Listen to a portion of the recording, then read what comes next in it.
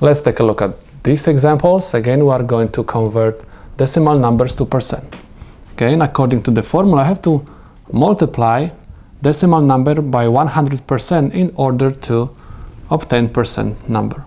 So I have to multiply this by 100%. Remember, anytime we multiply any number, I mean decimal number or whole number by 100, we have to move the decimal point twice to right. So I have 1, 2.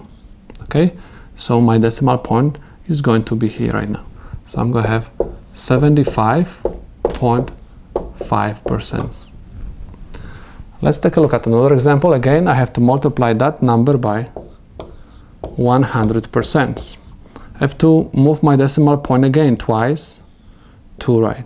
Okay, so my answer is going to be equal 410, because I have to move my decimal point, and empty space I have to fill up by 0 and write percent. This is 410%. Now let's take a look at this example. I'm going to again multiply that number by 100%. Anytime we multiply any decimal number or whole number by 100, we have to move the decimal point 2 times to right. 1, 2.